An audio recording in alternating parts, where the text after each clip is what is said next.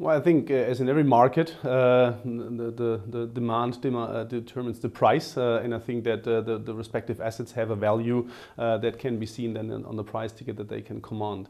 The growth of value of those assets has not been in recent years. It has been steady over the last 20-25 years, and yes, we have seen an increase also in recent years, but we believe that to a fair degree goes hand in hand also with the assets strength as far as a business, which we compel in the license area, but also as far as what they can do for us as a brand overall.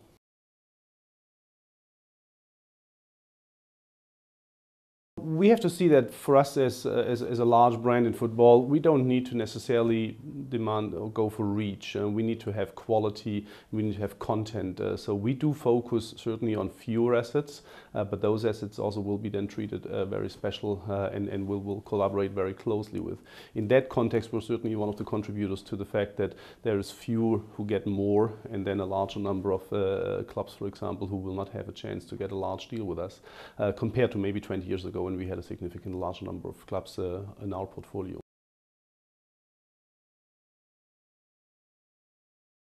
For the time being, football still is home in Europe to the largest degree. And yes, there's a very relevant football business in many other parts of the world. And we also need to have local assets that help us in a local context. Our big stories, our big messages will be about the big assets that will be the global focus for football, which are the big clubs in Europe and the big national teams and the big events. And those also will have a significant impact or do have a significant impact in countries like China right now. So yes, we do have the Chinese Federation under contract, and that's a valuable asset for us in a local context, but we also do see the fact that Leo Messi and a Real Madrid and a Chelsea and a Milan and a Bayern Munich are able to leave a big mark behind in China and help us as a brand from a business and from a brand point of view very much.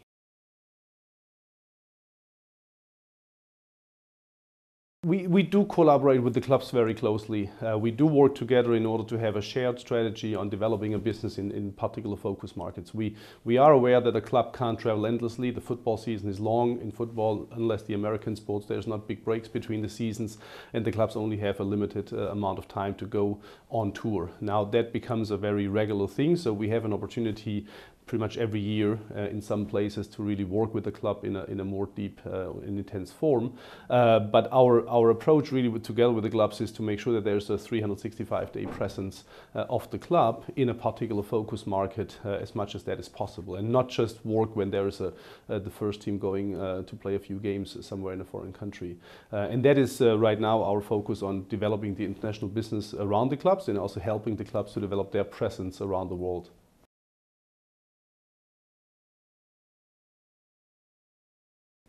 Well, again, it's a collaboration between us and the club. If a club is engaged in a particular country, that starts with the website being existent in that language of the country, that goes on to, say, the all-star team from a club going to a country, that can be collaborations with local clubs that are happening, that can be football schools. There's many different ways where a club can ensure a presence that goes beyond the first team traveling to a country.